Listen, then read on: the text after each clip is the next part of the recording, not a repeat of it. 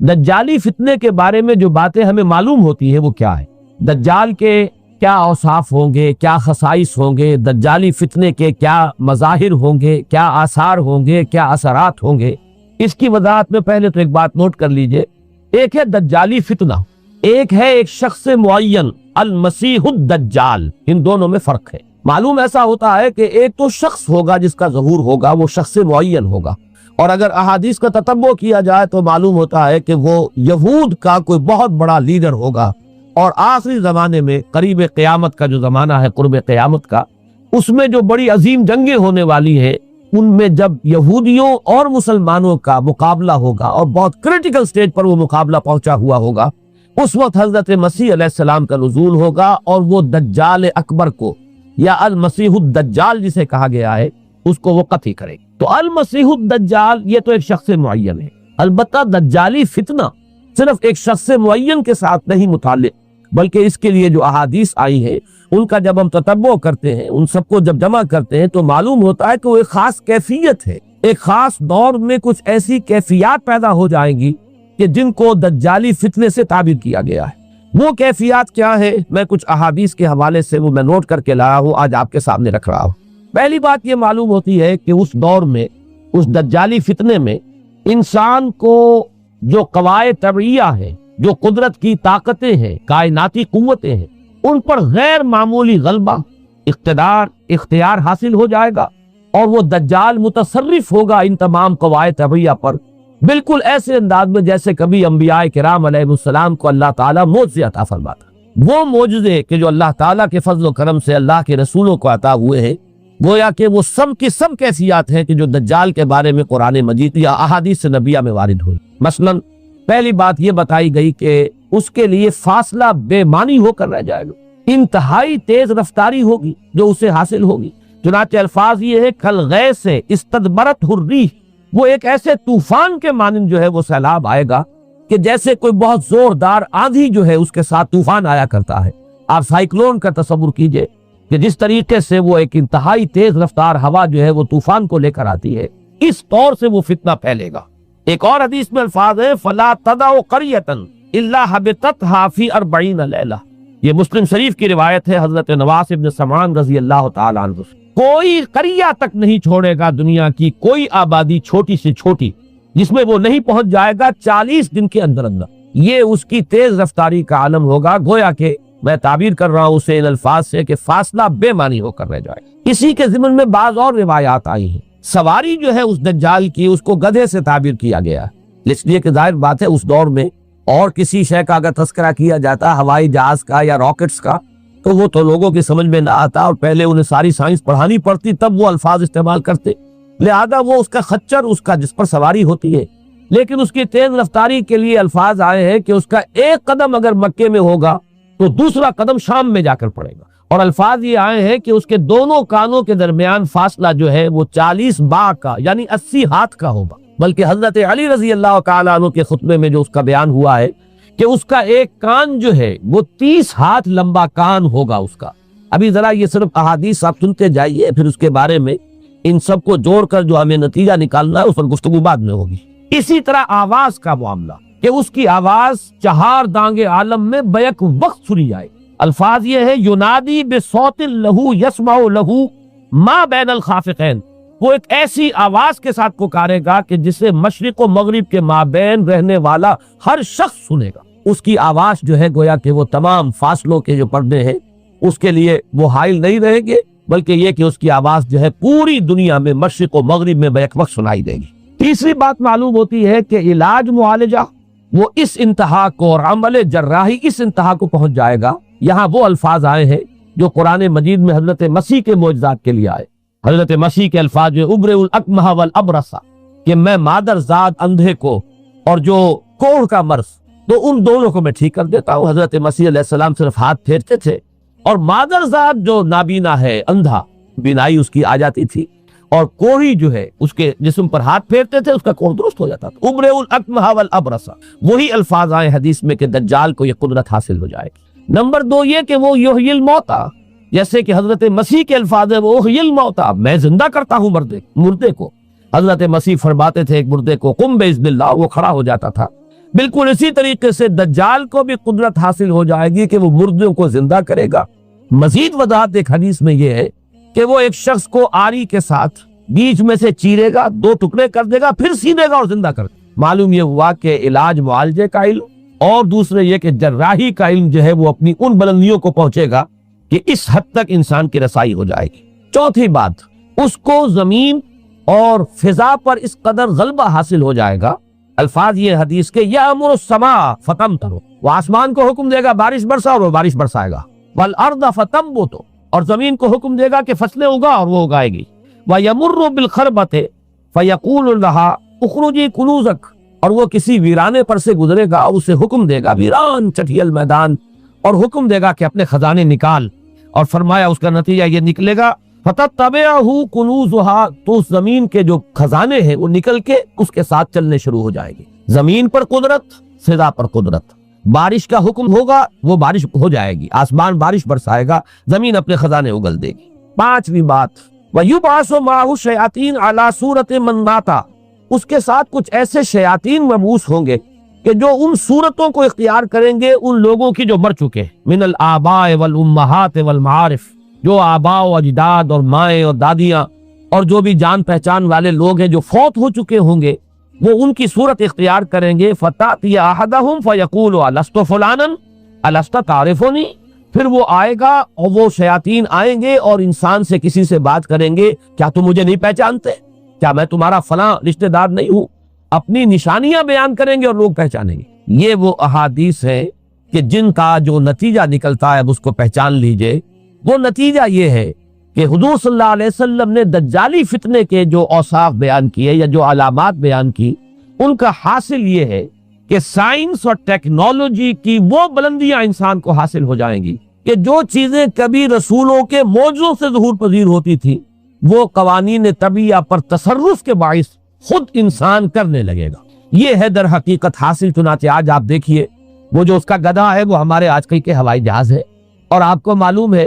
کہ یہ ریڈار جو ہیں ان کے ہوائی جہازوں کے، یہ بالکل اینڈز پر ہوتے ہیں ان کے بازوؤں پر، اور یہی ان کے کان ہیں، انہی سے انہیں وہ معلومات حاصل ہوتی ہیں۔ خود ان کی لمبائی چوڑائی جو ہے وہ کتنی ہے، اور پھر یہ کہ ان کے درمیان فصل جو ہے وہ 80 ہاتھ کا یا 40 باہ کا وہ موجود ہے، اور جہاز کی ایک اڑان اب تو کئی بات پہنچ گئی کہ آپ کو معلوم ہے کہ پوری دنیا کے گرد بھی ایک جہاز جو ہے وہ چکر لگا لیتا ہے چند گھنٹوں کے اندر۔ لیکن یہ ہے کہ عام جو رفتار ہے اس میں بھی ایک پڑاؤ سے دوسرے پڑاؤ تک، ایک جگہ سے جس کو ہاپ کرنا کہتے ہیں، یہ بھی کم سے کم 500-700 میل کا عام طور پر سفر جو ہے وہ جہاز طے کر رہا ہے۔ اسی طریقے سے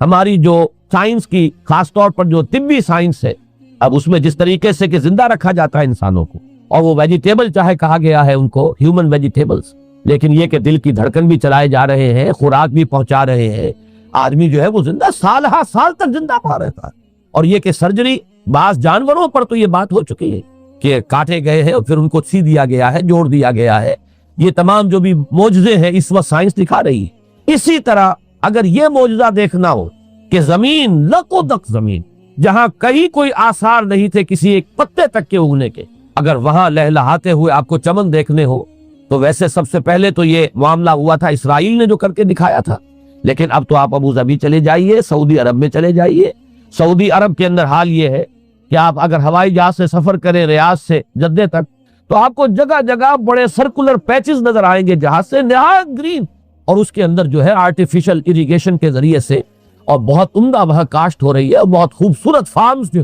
ہے وہ تمام کے تمام سرکولر پیچز، اس لیے کہ جو اریگیشن ہوتی ہے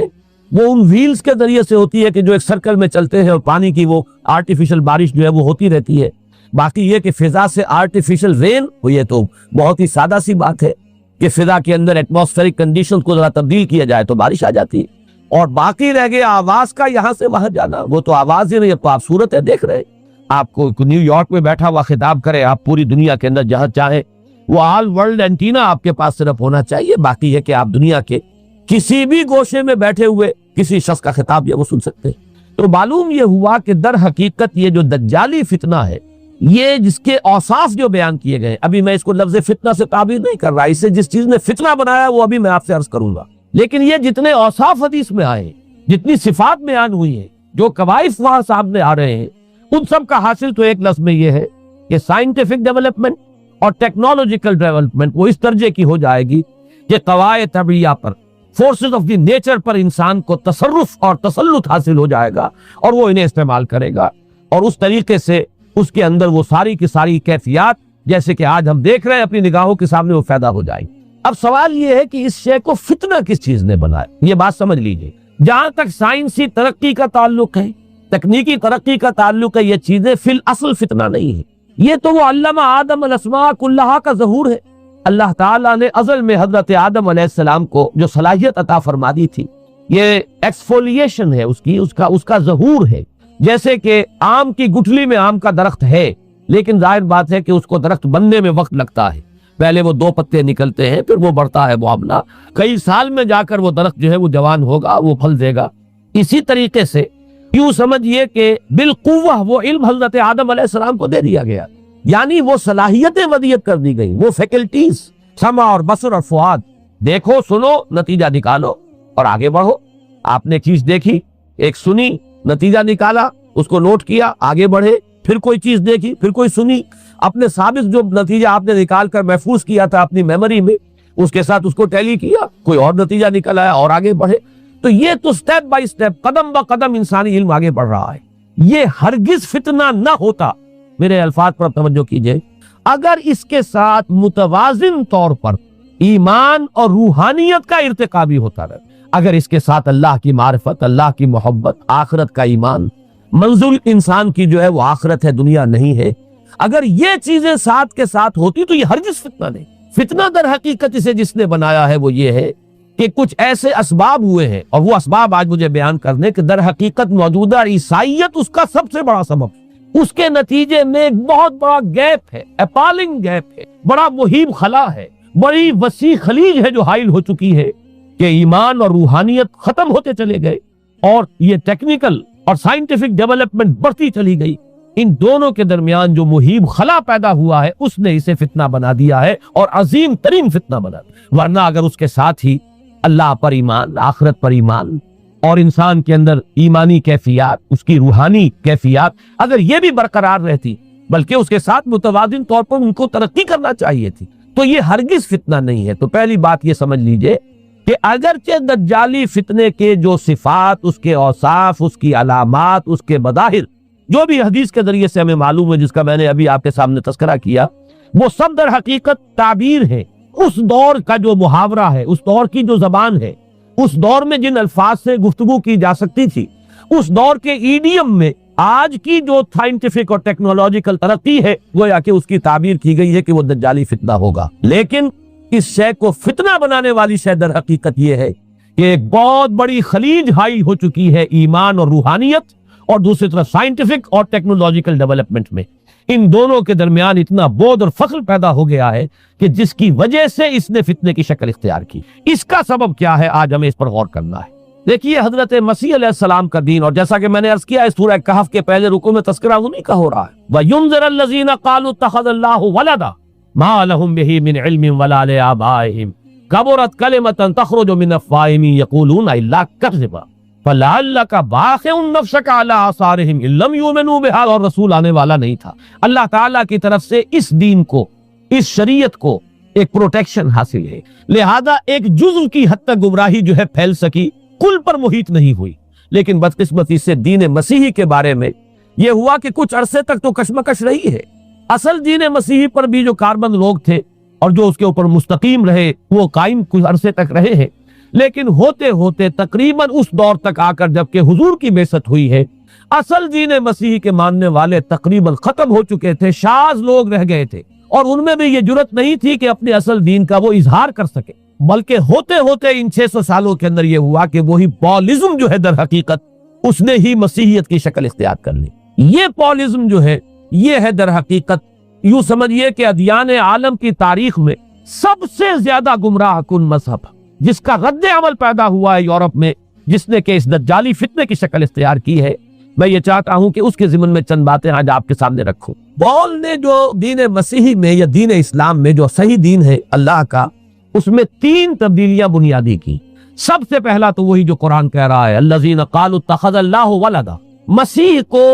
حضرت مسیح علی نبینا علیہ الصلوۃ والسلام انہیں خدا کا بیٹا قرار دیا گیا. اور اس میں بھی نوٹ کیجئے بیٹے کے لیے عربی زبان میں دو لفظ ہے، ابن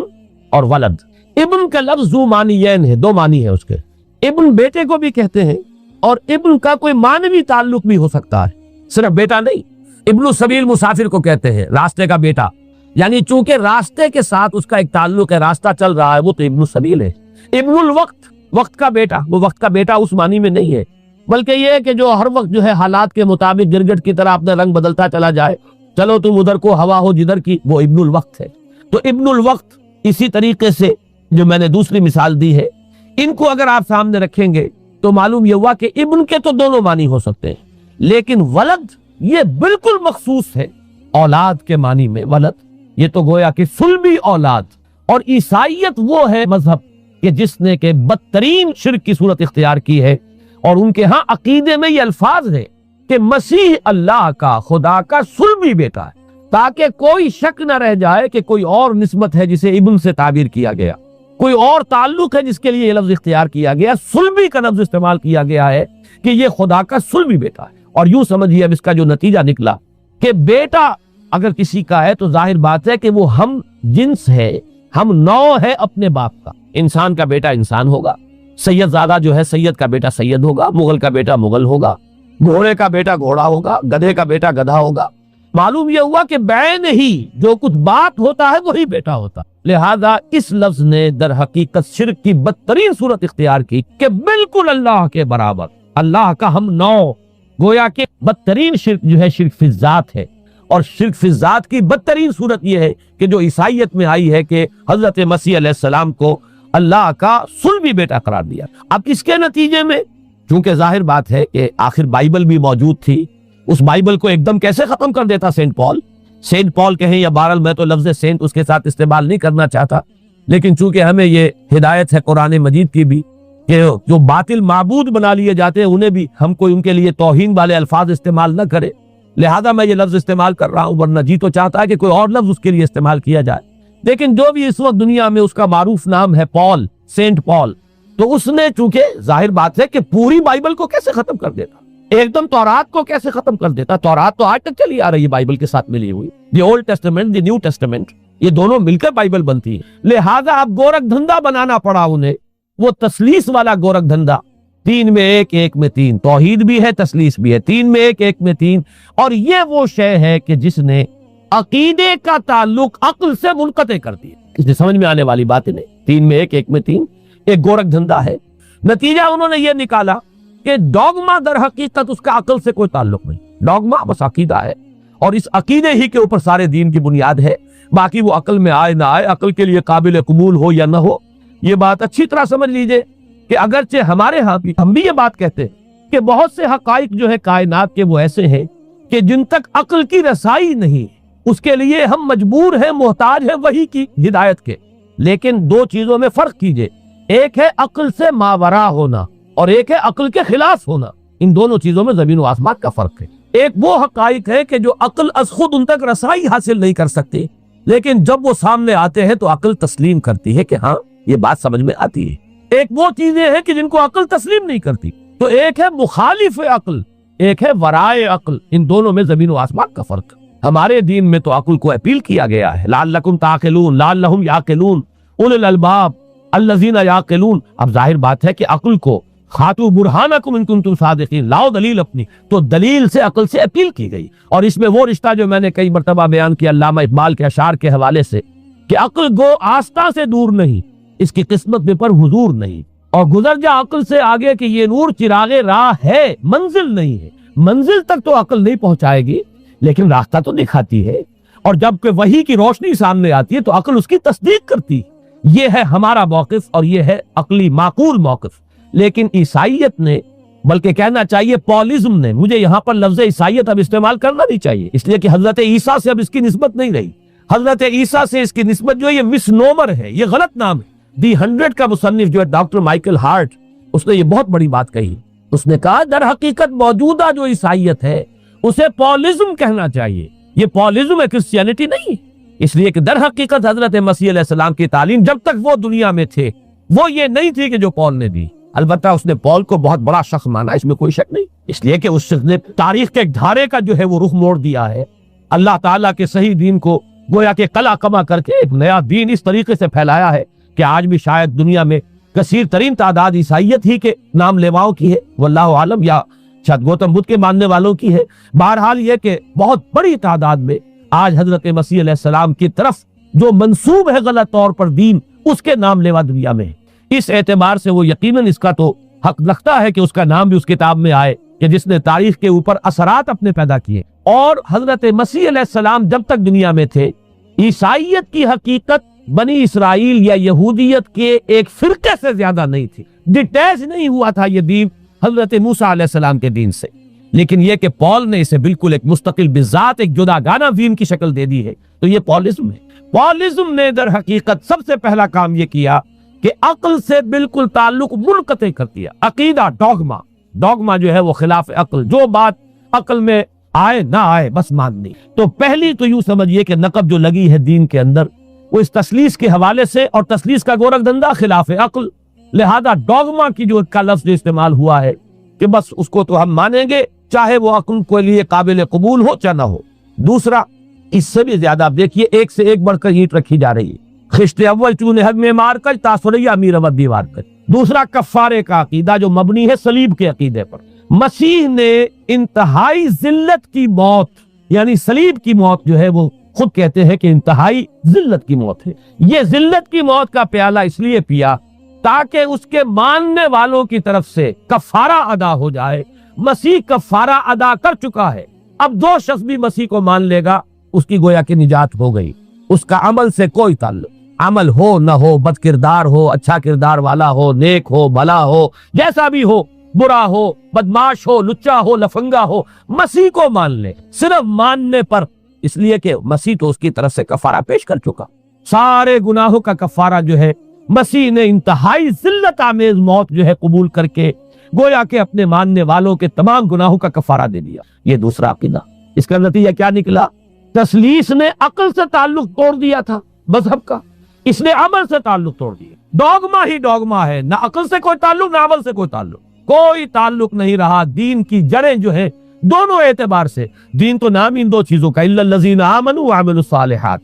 دونوں کی گویا کہ جڑیں منہدم ہو گئی، بنیادیں منہدم ہو گئی، جڑیں کاٹ دی گئی کہ نہ اس کا تعلق عقل کے ساتھ ہے نہ عمل کے ساتھ۔ تیسری بات آئی ہے، اس نے کہا شریعت منسوخ۔ یہ عجیب ہے، دیکھیے جسے آئرنی آف فیٹ کہتے ہیں انگریزی زبان میں۔ ابھی تک بائبل کے اندر سینٹ میتھیو کے جو روایت ہے، متی کی انجیل جسے کہا جاتا ہے، gospel of the Lord according to Saint Matthew, اس میں جو سرمن آف دی ماؤنٹ ہے، ایک واعظ ہونے کے اعتبار سے واقعتاً میں اس کی عظمت کا بڑا قائل ہوں، عظیم ترین واعظ ہے دنیا کا۔ اس کے شروع میں یہ الفاظ موجود ہیں، don't think I have come to destroy law, ہرگز یہ نہ سمجھنا کہ میں شریعت کو ختم کر دے آیا۔ وہ یہ کہہ کر گئے تھے کہ شریعت موسوی تم پر لاگو رہے گی، عائد رہے گی، لیکن پول نے تیسرا نقب لگایا، شریعت ساقط کر دی۔ اس کی ضرورت کیوں محسوس ہوئی یہ بھی سمجھ لیجئے۔ حضرت مسیح یہ کہہ کر گئے تھے کہ میں صرف بنی اسرائیل کے لیے آیا ہوں، میں اسرائیل کے گھرانے کی کھوئی ہوئی بھیڑوں کی تلاش میں آیا ہوں۔ انجیل میں یہ الفاظ آج بھی موجود۔ حضرت مسیح نے اپنے حواریین کو جب بھیجا ہے کہ اب جاؤ تبلیغ کرو میری طرف سے، اس کی ہدایتوں میں ایک ہدایت یہ بھی ہے کہ تمہیں صرف اسرائیلیوں تک تبلیغ کرنی ہے، باہر نہیں، میں صرف اسرائیلیوں کی طرف رسول بنا کر بھیجا گیا ہوں۔ یہ الفاظ بھی موجود ہیں، اگرچہ اس وقت کے انجیل میں جو الفاظ ہیں وہ تو میں سمجھتا ہوں کہ حضرت مسیح علیہ السلام کے شایان شان نہیں ہے، وہاں کوئی نہ کوئی تحریف ہوئی ہے لفظی، اس لیے کہ وہاں تشبیہ یہ دی گئی ہے کہ کوئی اپنے بچے کے حصے کی روٹی جو ہے کتے کے آگے نہیں ڈالتا۔ گویا کہ جینٹائلز جو ہیں، غیر بنی اسرائیلی، انہیں اس جملے کی روح سے انہیں کتوں سے تشبیہ دی جا رہی ہے کہ میرے پاس میرے بچوں کے حصے کی روٹی ہے، میرے بچے ہیں اسرائیلی، میری روٹی جو ہے یہ جو میرے پاس ہے وہ اسرائیلیوں کے لیے ہے، کوئی اپنے بچوں کے حصے کی روٹی کتے کو نہیں کھلاتا۔ یہ جملہ تو میں سمجھتا ہوں حضرت مسیح کا نہیں ہو سکتا، لیکن یہ ہدایت کہ تمہیں تبلیغ صرف اسرائیلیوں میں کرنی ہے، یہ قرآن مجید کی روح سے ثابت ہے، اس لیے کہ قرآن بھی یہ کہتا ہے کہ رسولاً الی بنی اسرائیل، حضرت مسیح علیہ السلام رسول بنا کر بھیجے گئے تھے بنی اسرائیل کی طرف، اس لیے کہ وہ یوں سمجھیے کہ جسے ہمارے ہاں عام اصطلاحات میں علماء کہا کرتے ہیں تاج و تخت ختم نبوت، وہ تاج و تخت ختم نبوت تو ابھی منتظر تھا محمد الرسول اللہ صلی اللہ علیہ وسلم کی آمد کا، کہ وہی آئیں گے تو انہی کی بعثت ہوگی پوری نوع انسانی کی طرف۔ آپ سے پہلے کسی رسول کی بعثت پوری نوع انسانی کی طرف نہیں ہوئی بشمول حضرت مسیح علیہ السلام۔ ہر جو ہے رسول جو آیا ہے آپ سے پہلے اپنی اپنی قوموں کی طرف آیا ہے۔ لیکن اس پول نے کیا کیا؟ پہلے تو یہ اصول توڑا، ہم اس دین مسیحی کی یا جو پولزم ہے اس کی اب تبلیغ کریں گے غیر اسرائیلیوں میں بھی۔ وہاں انہیں دقت پیش آئی، شریعت موسوی بڑی بھاری شریعت ہے، اب وہ بھاری شریعت جو ہے اس کو قبول کرنا تو لوگوں کے لیے آسان نہیں۔ انہوں نے یہ کیا کہ یہ شریعت تم پر ساقط، شریعت کا بوجھ تم پر نہیں، برڈن آف لا یہ تمہارے لیے نہیں ہے۔ اور میں یہاں مثال دے دینا چاہتا ہوں، بین ہی تاریخ نے اپنے آپ کو دہرایا ہے۔ عبداللہ ابن سبا نے جو فتنہ شروع کیا تھا ہمارے ہاں، ہماری تاریخ میں جو اس کے اثرات پھر پیدا ہوئے ہیں، ان میں سے ایک جو ہے وہ شکل وہ اسماعیلیت والی ہے کہ اسماعیلیت نے بھی بین ہی یہی شکل اختیار کی ہے۔ ہندوستان میں آ کر جب اسماعیلی داعیوں نے جب تبلیغ کی ہے تو شریعت ساقط کر دی۔ آج آپ کو جو اسماعیلی ملیں گے ان کے ہاں کوئی شریعت نہیں ہے، کوئی نماز نہیں، مسجد ان کی ہوتی نہیں، جماعت خانہ ہوتا ہے، وہ کلب گھر ہے، آتے ہیں جمع ہوتے ہیں، کھانا کھاتے ہیں، اللہ اللہ خیر صلی اللہ کو باتیں چیتیں کرتے ہیں، ان کے اوپر شریعت ہے ہی نہیں، نہ روزہ ہے نہ نماز ہے۔ اور بین ہی وہی جو اختیارات میں ابھی آپ کو بتاؤں گا کہ جو پوپ کے ہیں وہی ان کے امام حاضر کے اختیارات ہیں۔ بہرحال تیسری نقب جو میں نے عرض کیا آپ سے وہ یہ تھی کہ شریعت منسوخ، اس کا نتیجہ کیا نکلا؟ اب دیکھیے ذرا غور کیجئے، ایک بہت بڑا خلا پیدا ہو گیا، وہ خلا کون پر کرے گا؟ شریعت کے بارے میں سارے اختیارات اب پوپ کو حاصل، وہ جس چیز کو چاہے حلال کر دے، جس چیز کو چاہے حرام کر دے، جس چیز کو چاہے قرار دے دے کہ یہ ممنوع ہے، جس چیز کی چاہے اجازت دے دے، اس لیے کہ اب شریعت تو رہی نہیں، خلا ہے، اس میں سوالات تو پیدا ہو گئے، یہ کام کیا جائے یا نہ کیا جائے، کون کرے گا؟ تو جب شریعت ختم ہوئی تو سارا اختیار پوپ کے ہاتھ میں آ گیا ہے۔ یہ میں بعد میں ذرا اور تفصیل سے بتاؤں گا کہ کیسے کیسے اختیارات پھر مذہبی طبقے کے ہاتھ میں آئے ہیں۔ اس کے نتیجے میں تاریخ انسانی میں ورسٹ فارم آف تھیوکریسی پیدا ہوئی۔ تھیوکریسی کسے کہتے ہیں؟ جو آج کی اصطلاح میں گالی ہے، تھیوکریسی۔ قائد اعظم کے جملے آپ نے کئی پڑھے ہوں گے، اسلام میں کوئی تھیوکریسی نہیں، مذہبی طبقے کی حکومت نہیں اسلام میں، اور 100% درست ہے۔ تھیوکریسی کہتے ہیں ایک مذہبی حلقے کی، مذہبی طبقے کی حکومت، اس کے ہاتھ میں اختیارات آ جائیں۔ اور قرآن مجید میں اسی وجہ سے ان کے اوپر الزام لگایا گیا، اتخذوا احبارهم ورهبانهم اربابا من دون اللہ، انہوں نے اپنے علماء اور صوفیوں کو اللہ کے سوا اپنے معبود بنا لیا۔ حضرت عدی ابن حاتم رضی اللہ تعالیٰ عنہ جب ایمان لائے، یہ حاتم طائی جو مشہور ہے سخاوت میں، ان کے بیٹے ہیں، قبیلہ طے سے ان کا تعلق ہے، حاتم طائی تو طے سے ہے، ان کے بیٹے عدی ہیں، یہ عیسائی تھے۔ یہ جب ایمان لائے اور پھر انہوں نے قرآن پڑھا تو انہیں ایک اشکال ہوا کہ قرآن مجید میں تو ہم پر الزام لگایا گیا ہے کہ اتخذوا احبارهم ورهبانهم اربابا من دون اللہ، تو عرض کیا انہوں نے، ڈرتے ڈرتے عرض کیا ہوگا حضور کی خدمت میں کہ حضور یہ بات تو کوئی درست نہیں معلوم ہوتی، ہم نے تو کبھی اپنے علماء اور رہبان کو خدا نہیں سمجھا، وہ اس مغالطے میں تھے کہ جب تک سجدہ نہ کیا جائے چاہے خدا نہیں مانا گیا۔ حضور نے پوچھا کیا ایسا نہیں ہے کہ جس چیز کو وہ حلال کہتے ہیں تم حلال مان لیتے ہو، جس چیز کو حرام کہتے ہیں حرام مان لیتے ہو؟ جی ہاں یہ تو ہے، یہی تو فرمایا اربابا من دون اللہ ہے۔ تحلیل و تحریم کا اختیار صرف اللہ کے ہاتھ میں، یا اللہ کے نمائندے کی حیثیت سے اس کے رسول کے پاس ہے جس کو وحی آتی ہے، اس کے بعد کسی کو اختیار نہیں ہے۔ اجتہاد کر سکتا ہے لیکن اجتہاد کے لیے دلیل دینی ہوگی، نص سے، کتاب اللہ سے کوئی دلیل لاؤ، سنت رسول اللہ سے کوئی دلیل لاؤ، استنباط کرو، عقل سے بات کرو، لیکن یہ ہے کہ تحلیل و تحریم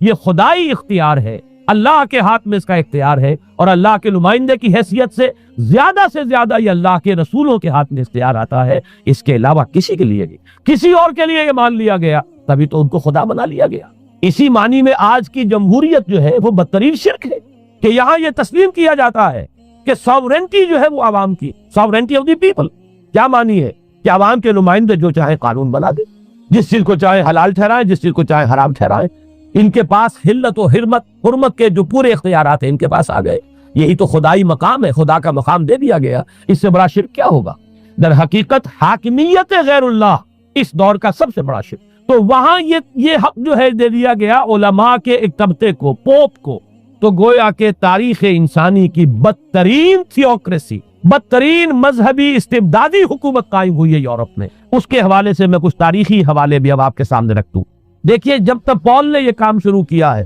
تو تقریباً 3 صدیوں تک تو یہ صرف ایک مذہبی تبلیغ کا کام ہوا، انہوں نے کوششیں کی، محنتیں کی، پیغام پہنچایا، اور جیسا کہ میں عرض کر چکا ہوں اس وقت تک گڈمڈ تھے، پول کے ماننے والے بھی تھے اور حضرت مسیح کے جو اصل صحابہ تھے جو ان کے حواریین تھے ان کے ماننے والے بھی تھے، لہذا کشمکش ان کے اندر بھی چل رہی تھی۔ لیکن ظاہر بات ہے کہ حضرت مسیح کے اصل حوارین وہ تو اول تو یہ کہ اپنی گفتگو رکھ رہے تھے محدود بنی اسرائیل تک، نمبر دو یہ کہ انہوں نے تو شریعت کو ساقط نہیں مانا۔ جنگل کی آگ کی طرح جو مسیحیت پھیلی ہے وہ پالیزم والی مسیح، اس لیے کہ اس میں تو کوئی شریعت کا کوئی بوجھ نہیں، کوئی حلال نہیں، کوئی حرام نہیں، کوئی نماز نہیں، کوئی روزہ نہیں، لہذا یہ تیزی کے ساتھ پھیلی اور 300 برس تک تو ایک کشمکش جو ہے جاری رہی۔ انہوں نے تبلیغیں کی، مصائب جھیلے، کشمکش اندر بھی چلی باہر بھی چلی۔ لیکن اس کے بعد قیصر روم کانسٹنٹائن، قسطنطین جسے کہتے ہیں، جس کا یہ قسطنطنیہ ہے، کانسٹنٹائن، اس نے یہ محسوس کیا بالکل اکبر کی طرح، جیسے اکبر نے محسوس کیا تھا کہ میری مملکت کے اندر یہ مذہبی تصادم جو ہے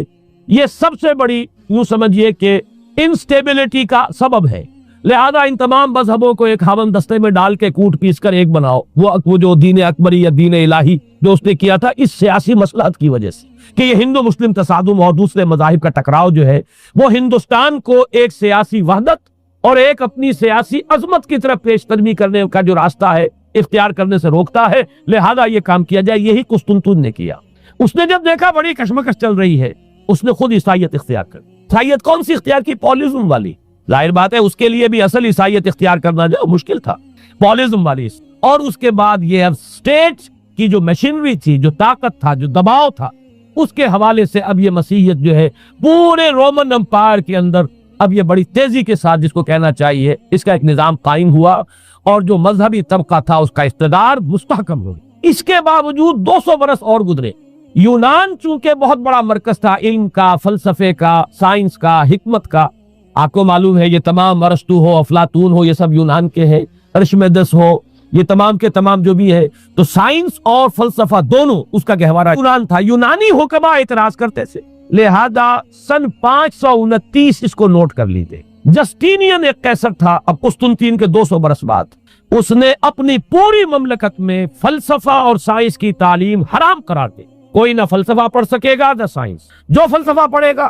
اس کو مرتد قرار دے دیا جائے گا اور زندہ آگ میں جلا دیا جائے گا۔ انکوزیشن کورٹس قائم ہوئی، وہ صرف مذہبی عدالتیں اس لیے قائم ہوتی تھی کہ جس کے بارے میں معلوم ہو جائے کہ یہ فلسفہ پڑھتا ہے یا یہ سائنس پڑھتا ہے، اس لیے کہ فلسفہ اور سائنس دونوں جڑ کاٹتے ہیں اس ڈوگما کی۔ وہ ڈوگما جو پالیزم والا ڈوگما ہے اس کی جڑ کھودنے والی ہیں دونوں چیزیں، اور چونکہ وہ دونوں عقل کو اپیل کرتی ہیں، یہ ڈوگما عقل کے متضاد ہے، لہذا مذہب کا تحفظ اسی طرح ہو سکتا ہے کہ اب ان دونوں کو بالکل ممنوع قرار دے دیا جائے۔ یوں سمجھیے کہ تقریباً 1000 برس تک یورپ میں، کیونکہ سب سے بڑی امپائر یہی تھی، یورپ میں فلسفہ اور حکمت اور یہ سائنس کی تعلیم ممنوع رہی۔ یہ ہے در حقیقت سب سے پہلا کام جو جسٹینین نے کیا 529 میں۔ اس کے بعد آگے چل کر پوپ کا جو اقتدار ہے وہ اتنا زبردست بنا ہے، پوپ کو اختیار حاصل ہو گیا جس چیز کو چاہے وہ قانون کا درجہ دے دے، اس لیے کہ شریعت تو ہے نہیں، خلا پوپ کون کرے گا؟ پوپ کو کرے گا۔ پوپ کو اختیار حاصل ہو گیا، وہ جس کے گناہ چاہے معاف کر دے۔ اب دیکھیے اگرچہ ویسے تو گناہ پہلے ہی معاف ہو گئے کہ جس نے مسیح کو مان لیا گناہ تو معاف ہو گئے اگلے پچھلے سب، لیکن یہ کہ پھر بھی ایک خلش رہ جاتی ہے انسان کے دل میں، کیونکہ ایک اخلاقی حص انسان کے اندر اللہ نے پیدا کی ہوئی ہے۔ جب کوئی شخص کرتا ہے، کوئی بدکاری کرتا ہے، کوئی چوری کرتا ہے، ڈاکہ ڈالتا ہے، تو وہ جو ایک کانشنس ہے، وہ جو پرک کرتا ہے، اس کو بھی ختم کرنے کے لیے اگر پوپ یا کارڈینل یا اس کے کسی نمائندے کے سامنے جا کر اعتراف گناہ کر لو اور کچھ اس کی مٹھی گرم کرو، کچھ ہدیہ پیش کرو، تو توبہ نامہ، معافی نامہ تمہیں دے دیا جائے گا، اور وہ جو چیز ہے وہ تمہارے لیے سند ہے کہ کوئی تم سے بات پرس تمہارے گناہ کی نہیں ہو سکتی۔ پھر ان کی قیمتیں تھی، ان کے لیے بڑی بڑی جو ہے ہدیے مقرر کیے گئے تھے۔ تیسری چیز بائبل کا اول تو یہ کہ مفہوم جو ہے وہ کوئی سند نہیں ہے، اس لیے کہ بائبل ہانٹ کر رہی تھی نا، اولڈ ٹیسٹمنٹ بھی ہے، یہ حضرت مسیح کی یہ 4 انجیلیں بھی ہیں، یہ تعلیم کچھ اور ہے، لہذا بائبل جو ہے وہ سند نہیں ہے۔ سند پوپ کا جو ہے فرمان وہ سند ہے۔ بائبل کی شرح کرنے کی، بائبل کی طرف سے کوئی دلیل لانے کی کسی کو کوئی حق حاصل نہیں۔ یہ جبر تھا، یہ تشدد تھا یورپ میں، یہ وہ دور تھا جبکہ اسلام پھیل رہا تھا۔ میں نے اس لیے آپ سے کہا تھا، نوٹ کرایا آپ کو، 529 میں جسٹینین کا یہ فرمان ہے، 571 میں حضور کی ولادت ہو رہی ہے، وہی صدی ہے، اور 630 کے آس پاس، بلکہ 629 کے آس پاس سلطنت روما کے ساتھ مسلمانوں کا ٹکراؤ شروع ہوا ہے۔ تو یہ تاریخی ان کو ریلیشن جو ہے ذہن میں رکھیے۔ جس وقت مسلمان آئے اور 200-300 برس جو ان کے عروج کے ہیں، اس وقت آپ کو معلوم ہے کہ تقریباً 6 صدیاں ہو چکی تھی کہ یورپ بالکل جس کو کہا جاتا ہے ڈارک ایجز، انتہائی تاریخی مذہبی جبر اور استبداد، اس کے سوا کچھ نہیں، اور وہ ملاؤں کی حکومت جسے آپ کہیں گے، جسے آج کل کی اصطلاح میں کہا جائے گا، وہ جس کو چاہے جو چاہے صدا دے دے، پوپ کو اختیار حاصل ہے۔ کسی کے بارے میں ذرا جیسے بعض اوقات خبریں سچی ہیں یا جھوٹی، لیکن میں مثال دے رہا ہوں جیسے خبریں آتی رہی ہیں ایران کے بارے میں کہ کہیں اگر معلوم ہو گیا تو پاسداران انقلاب پہنچے اور سمری ٹرائل اور فوراً ختم کیا آدمی۔ اس قسم سے انکوزیشن رپورٹس جو ہیں وہ کورس وہاں قائم ہوئی، اور یوں سمجھیے کہ لاکھوں افراد تحت کیے گئے، زندہ جلائے گئے۔ لیکن اس کے بعد جب عالم اسلام میں وہ روشنی پھیلی، اور خاص طور پر بنو عباس کے زمانے میں، اب بھاگ بھاگ کر وہاں جو بھی تھے فلسفے کے اور سائنس کے کوئی دلچسپی رکھنے والے، وہ بھاگ کر عالم اسلام میں آ گئے۔ یہاں اب وہ کتابیں جو ہیں ان کے ترجمے ہوئے، خاص طور پر مامون اور ہارون الرشید کے زمانے کے اندر یہ علم جو ہے ہندوستان سے بھی لیا، یونان سے بھی لیا مسلمانوں نے، اور اس کے بعد یہ غرناطہ اور قرطبہ کی یونیورسٹیوں کے ذریعے سے اس علم نے پینیٹریٹ کیا ہے دوبارہ یورپ میں۔ دیکھیے سرکل کیسے بنا ہے، یونان کا علم آیا ہے پہلے عالم اسلام میں، مڈل ایسٹ میں، اور پھر ادھر سے ہو کر چکر کھا کر اور اسپین کی یونیورسٹیوں کے ذریعے سے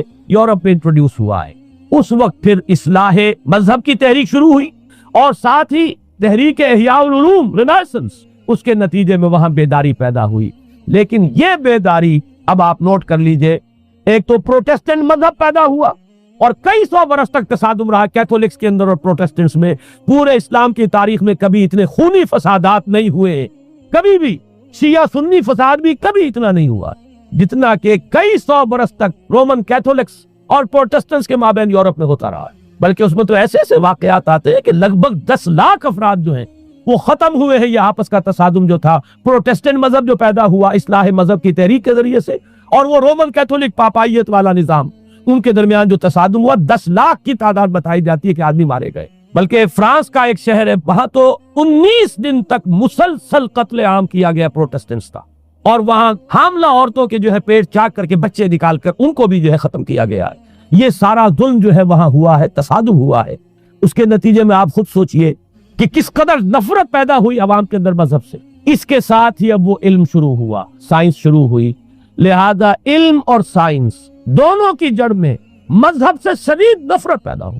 یہ ہے وہ سبب کہ جس نے یہاں سے راستے علیحدہ کر دیے۔ اور مذہب تو کہ جبر کرتا ہے، مذہب تو کہ عقل کے اوپر بیڑیاں بٹھاتا ہے، پہرے بٹھاتا ہے، بیڑیاں ڈالتا ہے، اور مذہب تو کہ تشدد کرتا ہے۔ لہذا مذہب کے خلاف ایک نفرت، ایک ریئیکشن، یہ ہے اس ساری سائنسی ارتقاء اور سائنٹیفک اور ٹیکنالوجیکل جو ڈیولپمنٹ ہوئی ہے، اس کی جڑ میں مذہب سے نفرت جو ہے اس کے بیج بو دیے گئے۔ اور یہ جو 250-300 سال میں اب یہ جو تناور درخت بن کر آیا ہے کہ ایک طرف سائنس کی ترقی، ٹیکنالوجی کی ترقی آسمان کو چھو رہی ہے۔ آج انسان چاند کے اوپر تو انسان کے قدم جو ہے پہنچ چکے ہیں، اور آپ کا ایک راکٹ جو ہے وہ پورے تمام سیارے جو ہیں ہمارے سولر سسٹم کے ہیں ان سب کا چکر لگا کر، اور وہ اس سے باہر چلا گیا ہے، خلا کے اندر کہاں گیا کچھ پتا نہیں۔ لیکن یہ کہ تقریباً یوں سمجھیے کہ سن 77 کا چلا ہوا وہ، اور 12 برس تک اس نے سفر طے کیا ہے، اور کم سے کم سولر سسٹم کا جو ہے اس نے پورا جو ہے احاطہ کیا۔ اور جو میں نے آپ کو وہ احادیث سنائی،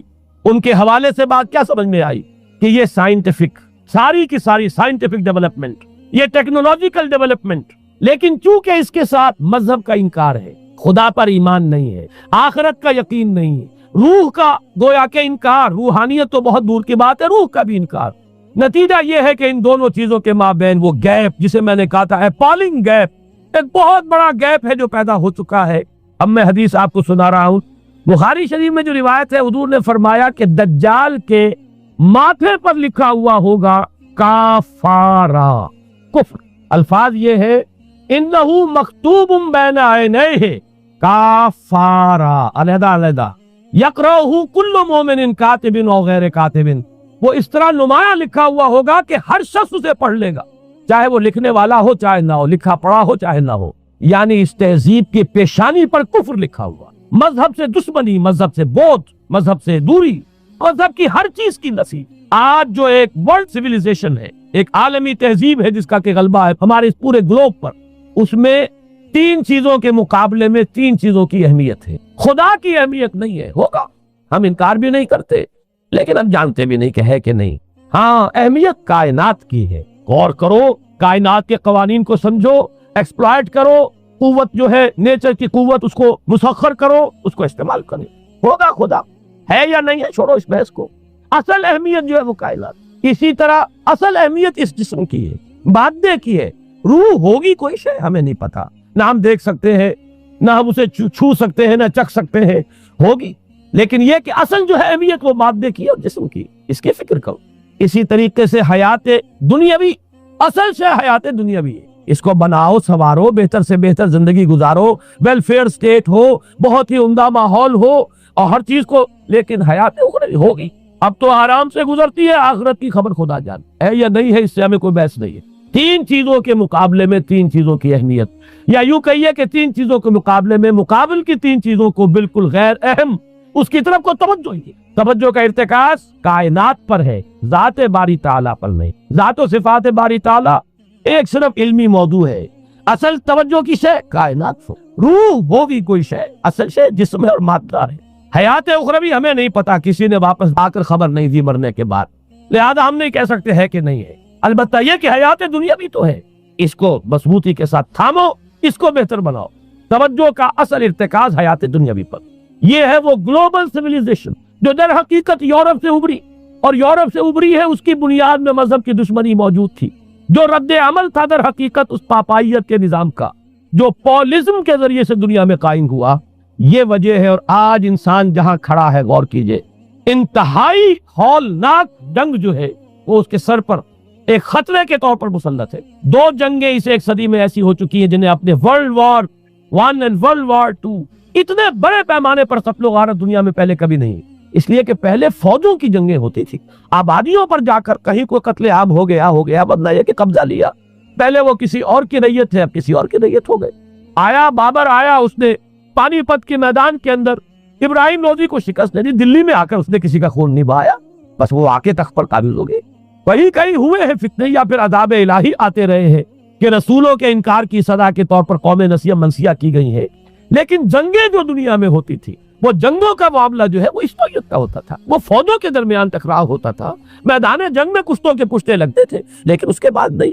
ہو گیا، کہیں کسی نے بہت غصہ نکال لیا۔ لیکن اس صدی میں اب جو جنگیں ہوئی ہیں اس سے تو ملک کے ملک تہس نہس ہوئے، آبادیاں ختم ہوئی ہیں، اور جو تیسری جنگ ہوگی یہ جان لیجئے، آخر انسان کب تک اسے ٹالے گا؟ رشیا کے بارے میں یہ سمجھنا کہ وہ پیچھے ہٹ گیا ہے، پسپائی اختیار کر لی، اس نے بہت بڑی حماقت ہے، وہ در حقیقت اب ڈپلومیسی کی راہ سے سپریمیسی چاہتا ہے، لہذا تصادم تو ہو کر رہے۔ مولانا مناظر حسن گیلانی رحمۃ اللہ علیہ کے خیالات جو ہے وہ مجھے اس سورہ کہف کے ابتدائی آیات کے ضمن میں مجھے ان سے اتفاق ہے، بہت سی چیزیں ان سے ماخوذ ہیں۔ اسی طریقے سے جو حدیث اب میں آپ کو بتا رہا ہوں، میرے سامنے اس کا متن نہیں ہے، مولانا حامد میاں رحمۃ اللہ علیہ انہوں نے مجھے یہ بتایا تھا کہ جو میں نے جمع کیے ہیں حالات و واقعات، قیامت سے پہلے جو حالات و واقعات پیش آنے والے ہیں، جن کی پیشین گوئی احادیث میں ہے، ان سے معلوم ہوتا ہے کہ ایک بہت بڑی خوفناک جنگ، اتنی بڑی خوفناک جنگ، اور ان کے الفاظ یہ ہے کہ اس میں دونوں فریق جو ہوں گے ان میں بڑی تعداد عیسائیوں کی ہوگی، ادھر بھی ادھر بھی،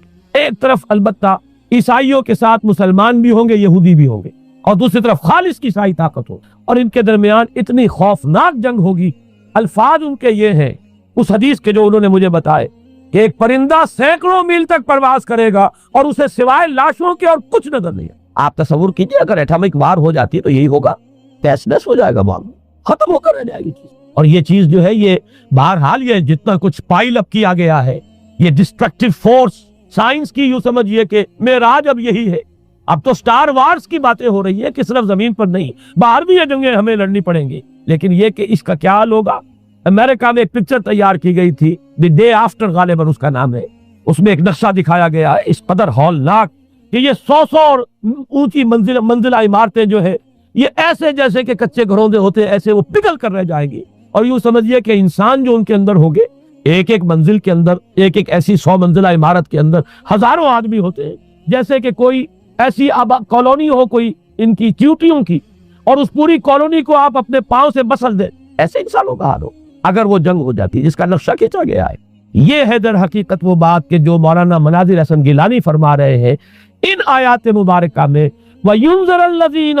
قَالُوا اتَّخَذَ اللَّهُ وَلَدًا، تاکہ خبردار کر دے یہ قرآن ان لوگوں کو جنہوں نے کہا ہے کہ اللہ نے بیٹا بنایا، بدترین شرک کا جنہوں نے ارتکاب کیا، اور اسی ولدیت مسیح کے عقیدے سے وہ ساری کرپشن جو ہے دین خداوندی کی، دین مسیح کی اصل جو دین تھا اس کی جو ہوئی ہے، اور اس کے نتیجے میں آج نوع انسانی وہاں کھڑی ہے۔ اسی لیے آیت نمبر 2 میں فرمایا وَيُنذِرَ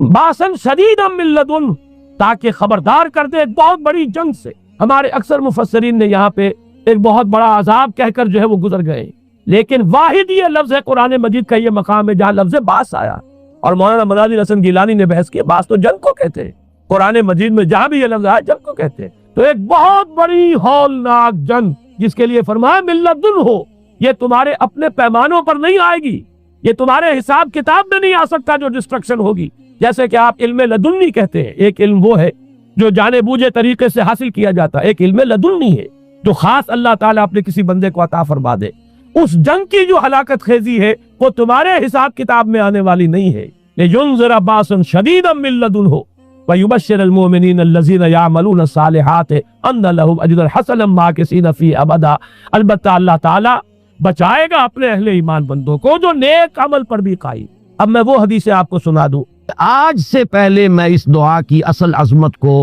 اتنا نہیں سمجھ پایا تھا جتنا آج سمجھاؤں۔ یہ جو عظیم دعا ہے جس میں اتنی لجاجت، اتنی ہیوملٹی حضور نے اختیار کی ہے جس سے آگا کے سوال نہیں ہے۔ اللہم انی عبدک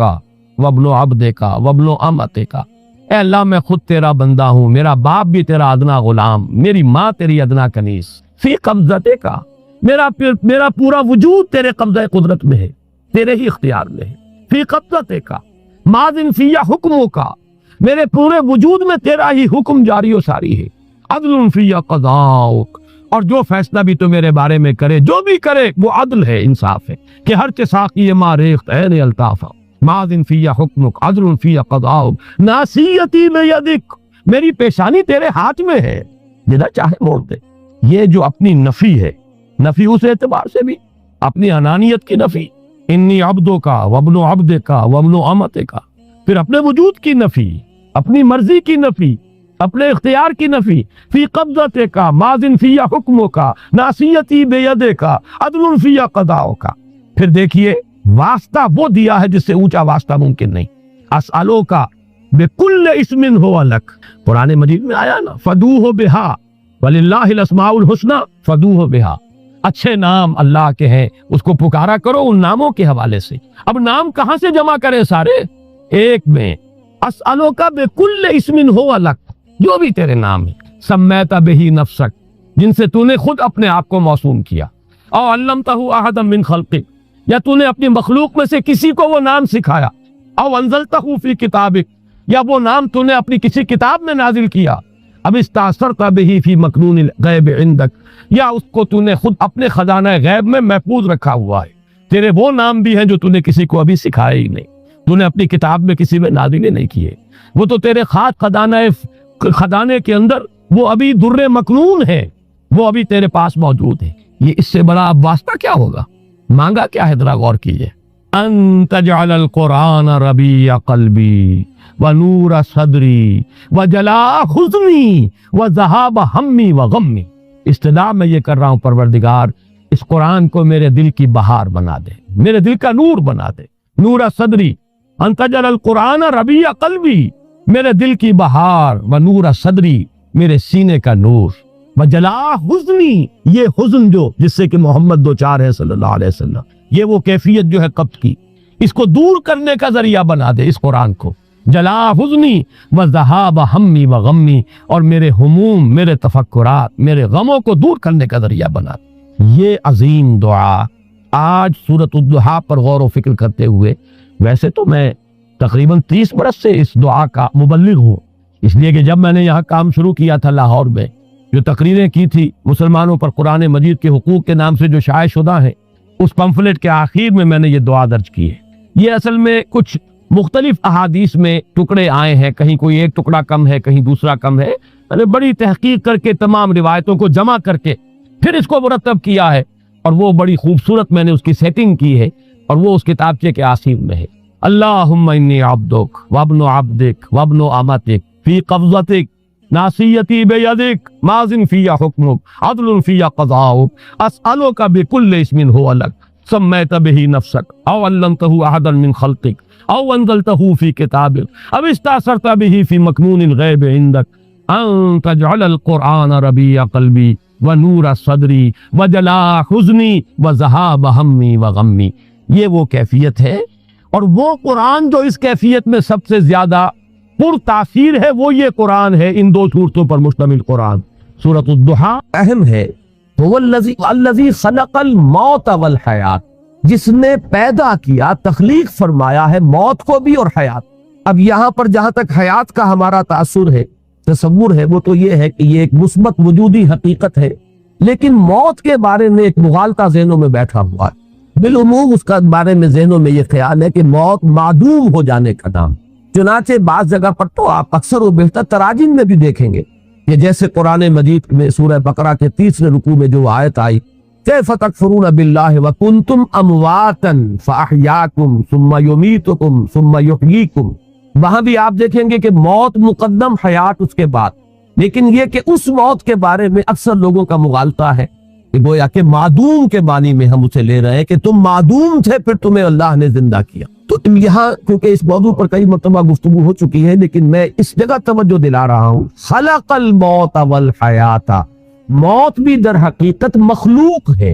ये एक मुस्बत हकीकत है जिस पर के तख्लीक का अमल गुजरा है। ये मौजू है अमल तख्लीक का, ये एक मुस्बत वजूदी हकीकत है। मौत दर हकीकत मादूम होने का नाम नहीं है, इसलिए कि अदम पर तख्लीक का इतलाक नहीं हो सकता। अदम को पैदा किया कैसे जाएगा? अदम तो दर हकीकत जो है वो तख्लीक के बिल्कुल मुनाफी हो जाएगी, जिद हो जाएगी। लिहाजा जैसे जिंदगी एक मुस्बत हकीकत है जिस पर के लफ्ज तख्लीक का इतलाक हो रहा है, ऐसे ही मौत भी एक मुस्बत वजूदी हकीकत है जिस पर के अमल तख्लीक का इतलाक। खलक़ल मौत वल हयात लियब्लुवकुम अय्युकुम अहसनु अमला। अब इसमें देखिए कि जहां तक उस मौत का ताल्लुक है जो हमारी जिंदगी के बाद आने वाली है, इसके बारे में तो हमें यकीन के साथ मालूम है कि वो मादूम होने की बात नहीं, वो तो हमारे ईमान के बुनियादी आर्टिकल्स ऑफ फेथ जिन्हें कहा जाएगा उसमें शामिल है। इसलिए कि मौत मादूम होने का नाम नहीं है, बल्कि मौत तो दर हकीकत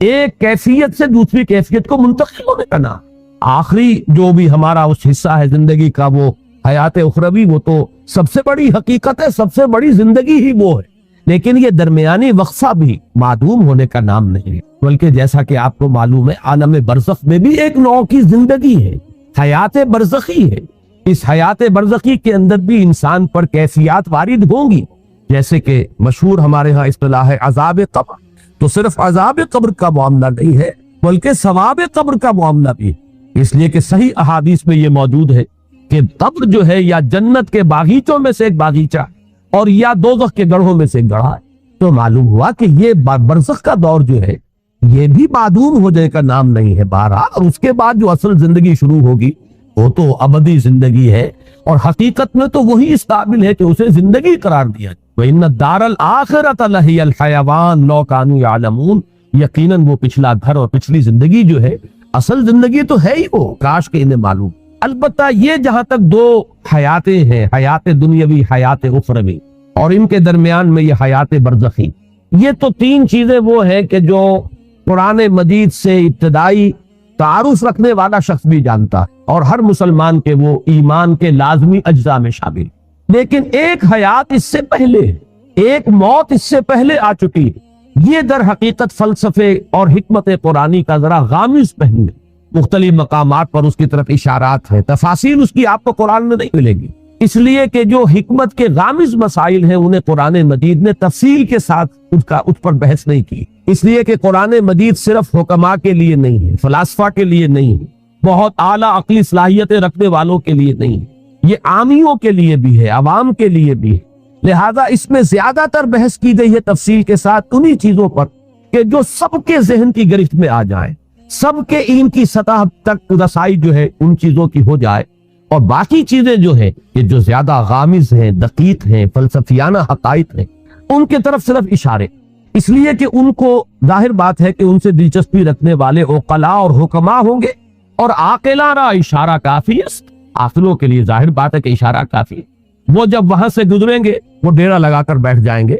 जैसे कि मैंने अभी आयत आपको सुनाई कैफ तकफुरून बिल्लाहि व कुंतुम अमवातन फअहयाकुम सुम्मा युमीतुकुम सुम्मा युहयिकुम सुम्मा इलैहि तुरजाऊन। मालूम हुआ 4 अदवार हैं, एक मौत पहले थी, फिर उसके बाद इहया हुआ है, फिर अब ये जिंदगी आई है, फिर इमाता होगा, फिर उसके ऊपर मौत का अमल वारिद होगा, फिर इहया होगा और फिर वो जिंदगी अबदी हो जाएगी। लेकिन ये मजमून जो है अपनी क्लाइमेक्स में जो सामने आया है वो सूरह गाफिर या सूरह मोमिन, ये 2 नाम है सूरह मुबारका के, उसकी जो आयत है। और मैंने सन 66 में एक मजमून लिखा था हकीकत जिंदगी के उन्वान से, जो पहले हफ्तरोज़ अल-इत्तिसाम में छपा, फिर मिसाक में छपा, फिर हिकमत कुरान में छपा। मैं बार बार, चूंकि वो मेरी बहुत ही महबूब तहरीरों में से है, पहली मर्तबा उसमें मैंने इस आयत मुबारका की तरफ इशारा किया। और मौलाना अब्दुल गफ्फार हसन साहब का मदीना में उस वक्त थे, मदीना मुनव्वरा में यूनिवर्सिटी में पढ़ाते थे, वहां से मुझे खत आया कि ये पहली मर्तबा तुमने इशारा किया है और एक बहुत बड़ी इल्मी हकीकत है